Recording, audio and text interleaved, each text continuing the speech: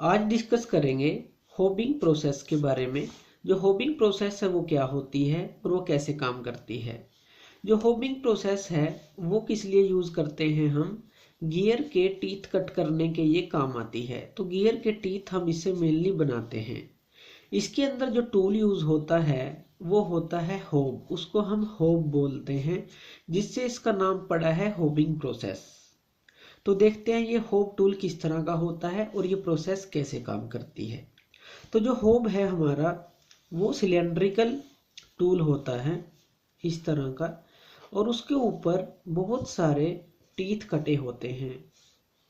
उसकी सारी पेरीफेरी पे कटिंग टीथ होते हैं। इस तरह से बहुत सारे कटिंग टीथ उसकी पेरीफेरी पे कटे होते हैं और सारे तरफ होते हैं ये इसके। तो इस तरह से सब तरफ ये टीथ होते हैं इसकी पेरीफेरी के ऊपर। जिस तरह से एक रैक के ऊपर होते हैं वैसे ही इसके ऊपर होते हैं। तो ये होते हैं कटिंग टीथ। कटिंग टीथ और जो इसके बीच में जगह होती है उसको हम बोलते हैं, जो बनाई जाती है उसको बोलते हैं फ्लूट। फ्लूट जहाँ से मटेरियल रिमूव होके इन फ्लूट्स के थ्रू बाहर जाता है। तो इस तरह का हमारा होब होता है। अगर हम इसका प्लेन व्यू देखें, सामने से देखें, तो हमें किस तरह से लगेगा, ये एक रैक की तरह हमें लगता है। जिस तरह से रैक होता है ना, उस तरह से ये हमें लगता है। इसकी पेरिफेरी के जो टीथ हैं वो इस तरह से हमें लगते हैं कि इस तरह से कटे हुए हैं। इस तरह से इसके टीथ हमें कटे हुए लगते हैं। तो ये है कटिंग टीथ।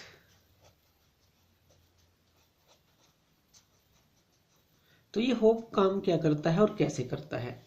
पहले तो हम इसको एक ब्लैंक के साथ बिल्कुल अच्छी तरह से फिक्स कर लेते हैं। ये है ब्लैंक।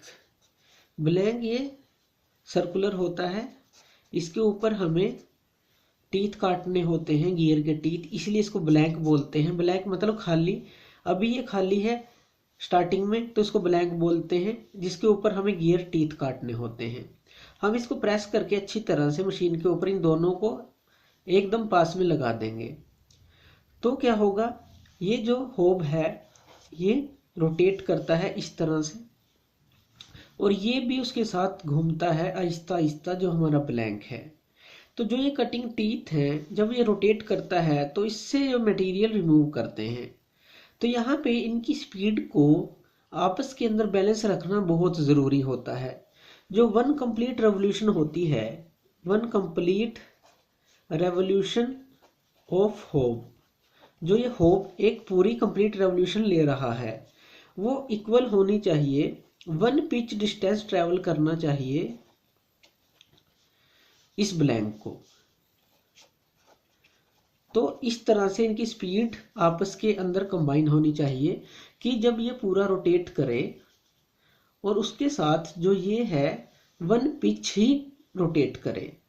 तो इसके ऊपर सारी पेरिफेरी के ऊपर जो हमारा है गियर टीथ कट हो जाते हैं।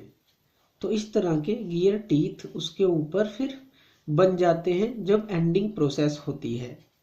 तो हमारा जो वर्क पीस है वो प्रोडक्ट बनके तैयार हो जाता है। तो इस तरह के टीथ जैसे इसके ऊपर है सेम इसके ऊपर आ जाते हैं। तो इस तरह का ये हमें प्रोडक्ट लास्ट में मिल जाता है। तो इस तरह से होबिंग प्रोसेस हमारी काम करती है। होब रोटेट करता है, उसके साथ साथ ब्लैंक भी घूमता है, और इनकी दोनों की स्पीड को बैलेंस करके हम प्रोडक्ट को तैयार करते हैं।